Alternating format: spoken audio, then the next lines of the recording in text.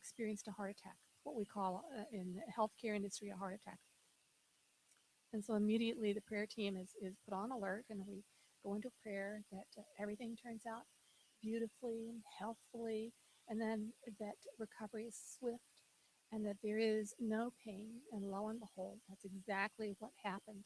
In fact, the prayer worked so well. I'm hearing now that the prayer might be to make sure that this person in question gets the rest that this person needs to have, because this person is in such comfort and in such care that this person was came home early, um, and this person's beloved would like for this person to rest a little bit more. This person actually wants to get up and do and be and see mere days after the event that we in human form call a heart attack. And that is just the most amazing demonstration, one of many. Thank you. And now Dave is going to do a musical selection.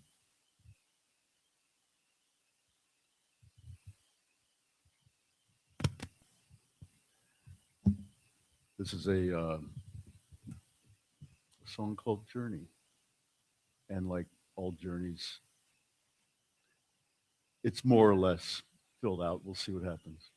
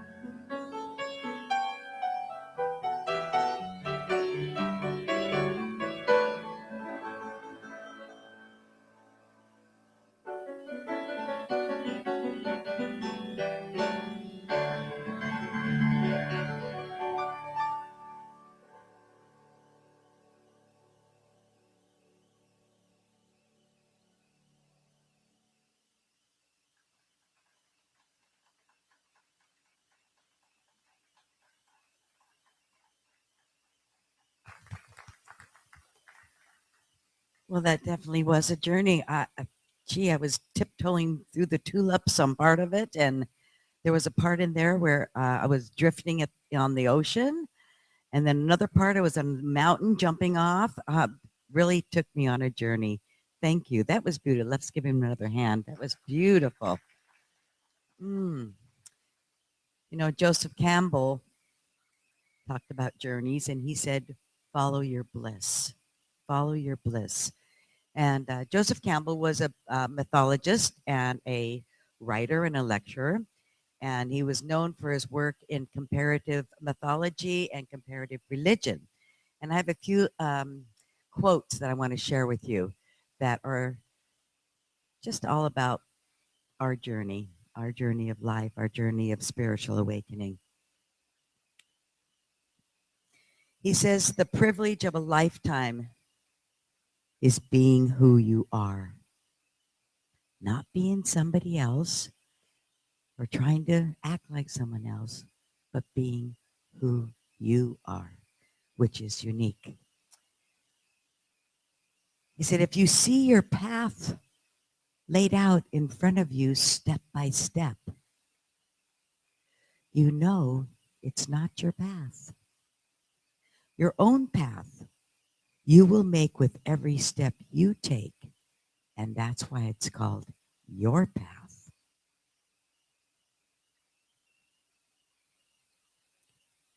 Where you stumble and fall, that's where you'll find the gold.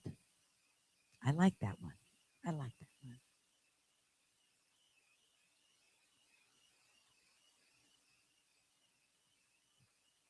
People say that what we're all seeking is the meaning of life. I don't think that's what we're really seeking at all. I think what we're seeking is an experience of being alive so that our life experiences on a purely physical plane will have renaissance with our own innermost being and reality, so that we may actually feel the rapture of being alive. I really like that one. We're not on our journey to save the world, but to save ourselves. But in doing that, you save the world. The influence of a vital person vitalizes. In other words, live your life out loud. And like Jamie Lula's song, live your love out loud. That's important.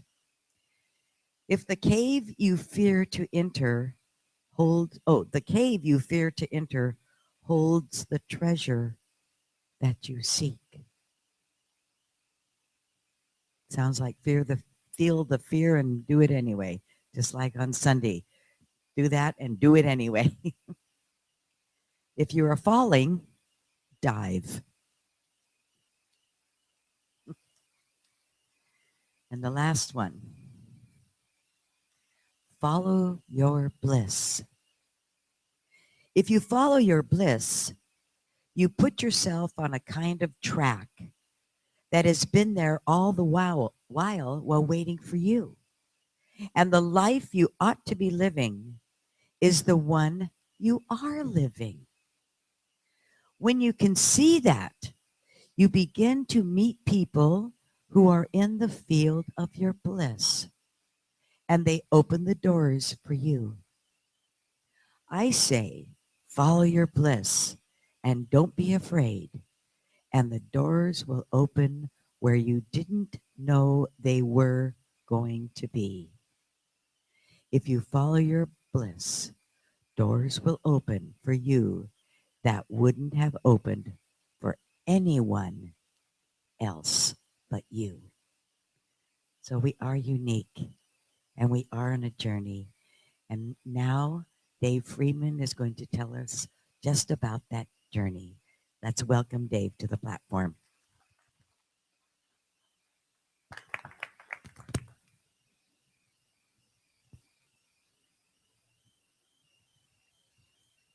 Dave and Dave's notes. How you guys doing? Thanks for coming out. Oh, look, the socks are up.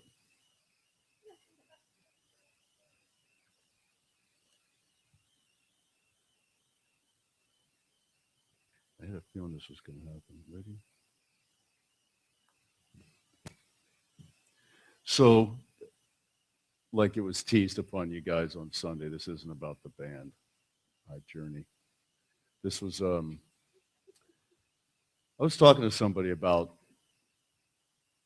this, what we do, who we are, what's going on. And it was curious because they've known me pretty much all my life, up to this point. And how did you get to where you are? And that's kind of the germ of where this idea came from.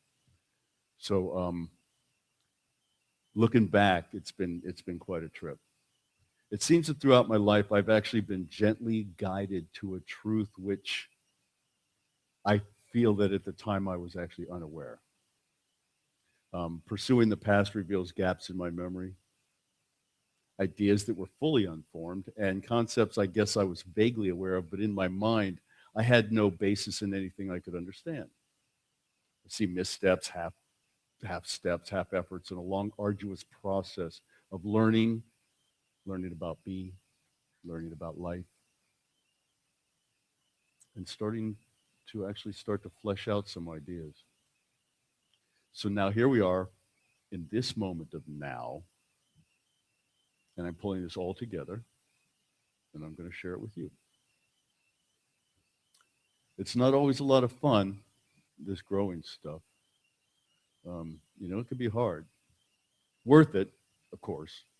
Um, you may be familiar with this concept. The actual journey I wouldn't wish on anybody, but the destination I'd wish on everybody. And that's what I find where I am now. So tonight I find myself actually being a little open, which is something I'm kind of trying to be more of. And we'll see what happens. You all are family, right? Appreciate that. So maybe, hopefully, as I share my ideas with you and my experiences, they'll get like a flicker of recognition, something that happens, that lights up something inside of you, like Judy was saying earlier. Actually, Pam said it too. Something that's going to happen, and it will help to illuminate, you kind of and where you are. Oh, look at that. So one thing that I know is that every good has a bad, every up has a down, every in has an out. There's sunny days, there's cloudy days, rainy days. Every happy has a sad. We are the ones that designate them as good or bad. So here's lesson number one. Things just are. So when we get upset, when I get upset, I've learned to identify that as a little bit of a personal storm, like wind on the water. I've learned, and of course I actually have to be paying attention and listening to it, that it's really just a message that something needs attention. It needs to be cleared up a little bit. It needs some love. And of course, I only realized this as I started becoming more aware and conscious of my, place here. Before it just was. Well, I like this. I don't know why. So in the beginning, I was born a poor black child. I know. I was told I shouldn't do that, but I couldn't help myself. I had more or less a regular middle America vanilla upbringing. Spiritually, I was raised sort of Jewish. Sunday school every Sunday, and then quick off to the lake. We had a 2:00 starting time. Had to be there. That was important. During the High Holy Days, we went to I don't know if you know High Holy Days. You do something in the evening and then something in the morning the next day. We went to the evening with my dad. Went to the morning, and then I had to go to school. All the Harrises and the Guggenheims and the Benjamins sat home and actually, observed the holiday, what I thought was more properly. We didn't do any bar mitzvahs or any other the traditional Jewish stuff. And I've recently found out that Reformed Jews, which we are, I don't know, do you ever lose that one? Don't regularly participate in those type of activities. Of course, I didn't know that at the time. We celebrated Christmas, trees, presents, parties, eggnog. didn't like eggnog, still don't. I remember a couple of semi-proper stabs at Hanukkah observances. We did Easter, nice Jewish family doing Easter, you know. We had some fun. My mom gave us beetle wigs as Easter baskets. So, we had a nice time with it. Maybe a couple of stabs at a Passover Seder, but I was experiencing a very mixed bag of religious upbringing and very mixed messages with them all too. And I remember that, again, we didn't talk about it. So when 10th grade rolled around and we graduated from Sunday school, we call it being confirmed. I decided that organized religion wasn't for me, and I stopped observing it completely. Now, I think that it was interesting looking back that I had such a strong opinion about that because I don't remember feeling strongly about anything. But there's some feelings about something I didn't feel anything about. Does that make sense? I was just going through the motions and something told me this isn't right for me. Step away from it. Of course, there might have been a suggestion to go do a little searching somewhere else. But again, I was not really aware or even thinking about that kind of stuff. I heard overheard a friend telling his son that that church over there, see, that's the house of God. And I'm thinking, isn't everywhere the house of God? But no basis for anything in that. So I just thought that it was really interesting that someone who didn't really believe in God thought that God was supposed to be. I had somebody say, I was really pissed off at a God that I don't believe in. So, it was that kind of stuff going on. And I'm thinking, Christmas, Easter, aren't these like some of the most holy of all these events, Christian events, holidays? And we just like buying stuff and giving stuff away. So again, mixed messages all over the place. So near the beginning of my true misadventurous life, my mom actually began to search for herself after raising 4 kids and being the dutiful textbook housewife. She started her own personal journey. And since she's the mom, we kind of all had to go with her. Come on, come on. I remember she tried to meditate and she took us all to transcendental meditation. So I actually had a little taste of it way back in the 70, 71, 72, right around in there somewhere. And again, I decided this wasn't for me. I didn't want to do this anymore, so I thought maybe they should reimburse me because I wasn't going to, get anything out of it. Oh no, they said you've already got your mantra. So again, I'm thinking this is not about the purity of the what we're doing here. This is all about the money. So that left a bad taste in my mouth. Yeah. So needless to say, which is a funny thing to say for somebody who's about to say something, right? That path wasn't for me either. So looking back, I also see, wow, do you often like get up just about to where you need to be and drop that? I'll get back to you on that one. Pay attention. Pay attention to what you're doing. That's lesson 2 I have written down. Pay attention to yourself, to the situation. And try and for me, I guess, to try and step away from what's going on and look at the bigger picture. So there I was. Now I'm full of my misadventures, and that's a whole talk for another time, probably later at night. I was just kind of going through life, lost, running, looking, finding nothing real, running some more. Running from what? Well, me, apparently. But everywhere I ended up, there I was. So that wasn't working. I called it chasing the music, because everywhere I went, there was another musical adventure going on. But in the moment, I wasn't really paying attention to what I was doing. I was just, okay, look, another shiny object. And I just go over there and try and do something with that. And that didn't work out. I actually did have an aha moment. It seems to me that one constant in my life is I'm always trying to pull together some sort of a music something, bands or a jam or something. So, wow, Dave, why don't you focus on that? Okay, there, a decision. Remember what Thoreau says about making a decision? I learned this, at least by my experience, by experiment, that if one advances confidently in the direction of his dreams and endeavors to live the life which he has imagined, he will meet with a success unexpected in common hours. So watch what happened. I'm in Springfield, Massachusetts, hitchhiking. Some guy picks me up and I said, "You know a band looking for a lead guitarist?" He did. Boom, band, right?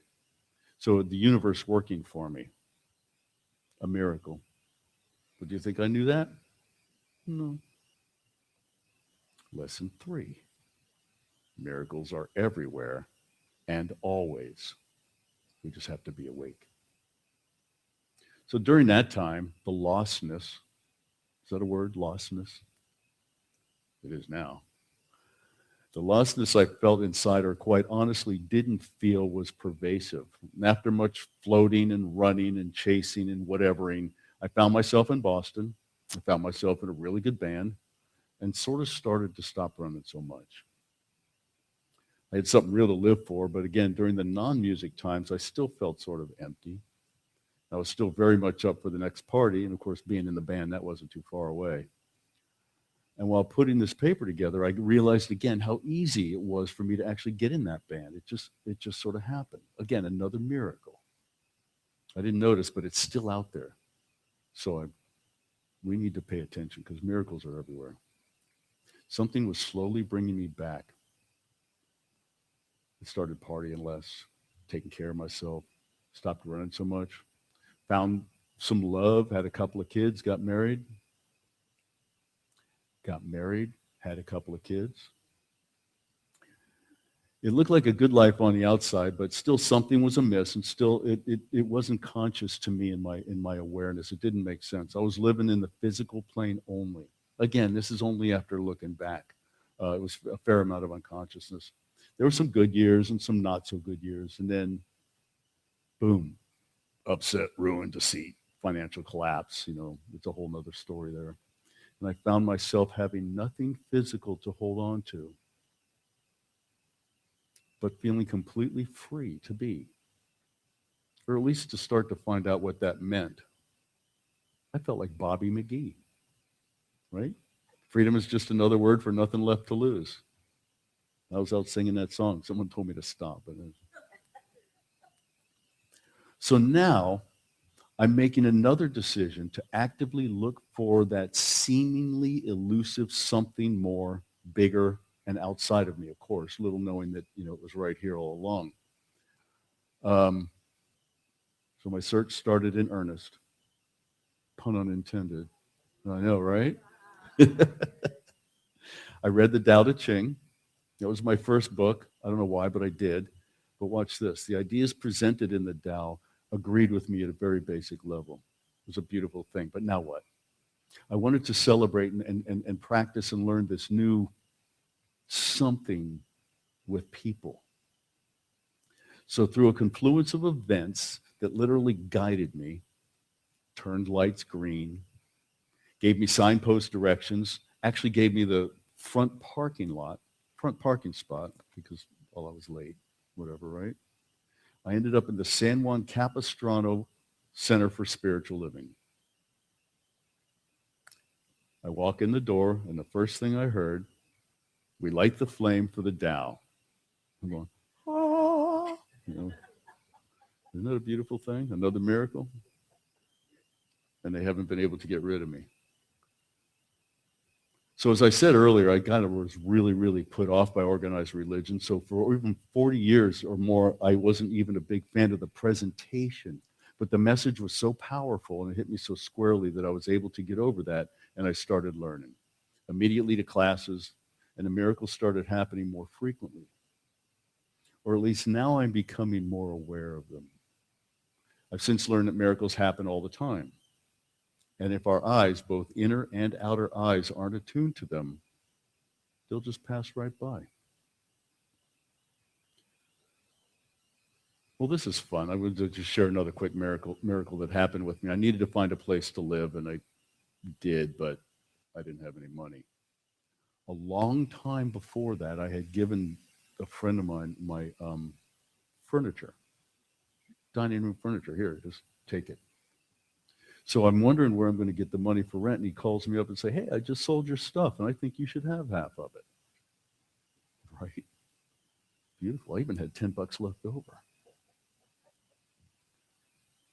I was looking back, and I find times sprinkled throughout my life where I got engaged in deep, really philosophical conversation with folks that I didn't normally hang out with. And it's a funny thing because I didn't hang out with them afterwards either. We had this great thing and nothing happened, but it was nice. A beautiful, telling kind of a one-time event. And they were fairly deeply connected spiritual discussions. And I remember talking about stuff that for all intents and purposes, I really had no business knowing. I had no learning. I had no teaching. I didn't read about that kind of stuff. And I also thought for some reason that there is something more out there. I was sure of it. I didn't have access to it. It's for other people, you know. But my thoughts were fully formed. My concepts were fully formed. And I was able to eloquently get my point across. At least I thought it was eloquent. I felt good about it, right? Wondering where those ideas came from. I know that we arrive here knowing things on this plane, and sometimes we remember, and sometimes it's not. But if we're open to it, I have this marked as lesson number 4. If we're open to it, we get that stuff. Don't shut the door. Don't shut our own personal door to this stuff. So now I find myself consciously walking what I guess I could consider a path of awakening, becoming aware. I'm open, I'm looking, I'm available to learn what it is the truth for me, and I'm doing my best to live in that. Putting this talk together has been disquietly enlightening.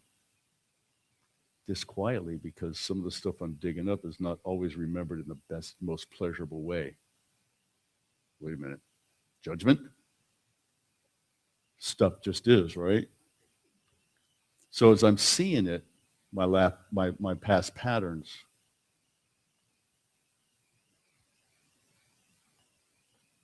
I just got lost. Something just came up. So anyway, so I'm seeing my past patterns. I'm willing to change and grow. I'm becoming aware. I'm hoping to catch on them now at the present patterns that we find to be just stuff that needs to be changed. So there's my lesson 5. Don't judge. Just allow. Just accept. Things just are. We give them the designation, good or bad. And I find that I'm a lot easier in my own space when I just allow things to be. So do you ever wonder why we're here? I believe I know. You want to know? Because. All right. That work for you? Another theory, a little bit more verbose, is that we are here so that spirit can experience itself through us. I appreciate that one. I get it. It helps me to stay focused on the now and live fully here, which is another lesson. The now is all there is. Okay? So I wonder what enlightenment or total awareness truly is. Is it being happy all the time? Is it contentment? Is it peace? Knowing? Is it being, becoming more me, whatever that means? I think it's becoming more real, more pure. And I'm allowing that to happen. I'm allowing the truth, what I assume to be the truth, to be my personal experience.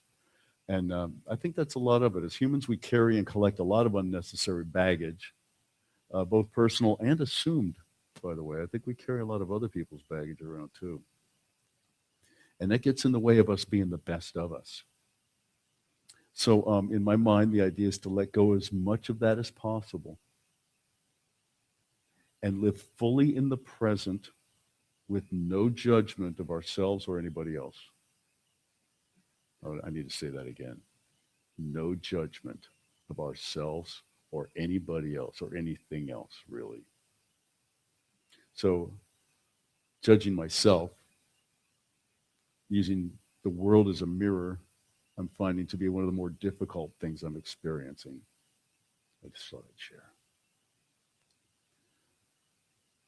I was having a conversation with someone today about this, and I realized that I'm talking to you about me. I know that's why we're here, and I guess it is kind of about me, but I don't really like to talk, that much about me. And so I want to make sure that this is just like a sharing of something. Um, there's nothing that in me that makes me think that I got it all going on and that I'm all that. You should, well, I hope you listen. You can do with it whatever you want. But what I would like to share with you is that I feel that I am becoming more awake, more aware, more conscious. And up to the point of my life, up until I found this philosophy, I wasn't being that. I was just, like an empty meat suit walking through the motions. I managed to have some fun and get some stuff done, but I wasn't really conscious or aware of what it was. And since that started happening, it's really, really cool. I really like being connected. I really like being aware. I really like um, this concept of spiritual awareness. It has become very important to me. It almost blows me away sometimes. Remember, I spent most of my life hating it, eschewing this stuff. But it's really kind of cool still. It's like a new toy. Let me share my new toy with you. I'm aware. You want some? Got to watch out for that. A lot of us do, though, choose to take our journeys with other people, right? We're all here sharing this stuff, right? We can share with others. We can learn with others, from others. We can teach others. And we grow as a result of our relationships with others. But in essence, we are on this journey alone. It's our journey. We come here alone. We leave alone. There are some theories that our souls travel in groups, but while we're here, we're on our own personal journey. Our journeys are our personal journeys. Our lessons are our personal lessons. And they're learned in our own personal way in our own personal time. And that's just the way it is. Course in Miracles says you don't get to decide what lessons you learn, just when you learn them. Okay? And again, while I'm quoting the Course in Miracles, the book also says that miracles are natural, and when they don't occur, something is wrong. Something is wrong. And what that something may or may not be, I believe, is that are separated from Source. Lesson number 7. As I expect you know, we are never separated from Source. And as long as we can keep that conscious, I think we're better off for it. So as I live my life more conscious, more aware, more in tune with what is, I'm more at peace with myself and my surroundings. Not always as much as I would like. Wait a minute, there's another judgment in there somewhere. I still find myself not always in my perceived perfect place, and I do know that I make mistakes. And I'm the only one, right? You can stop. I thought I'd turn that off. But at least I'm present, I'm aware, and I'm working on it. And I know that I am determined to get myself to this place where I determine where I want to be, what feels right, like I'm wandering home. That's what it feels. It's really cool. When I first started here, I was asking Dr. Heather, who's been here, forever,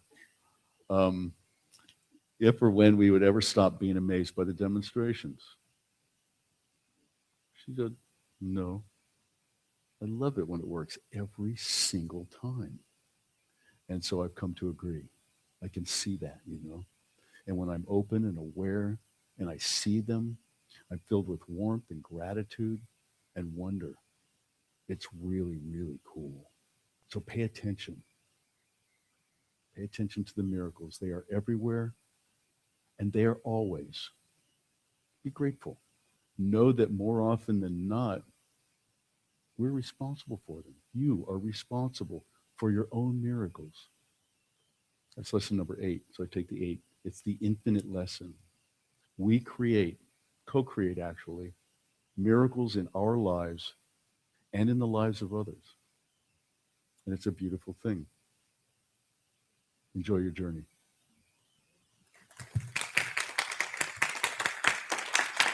Thank you.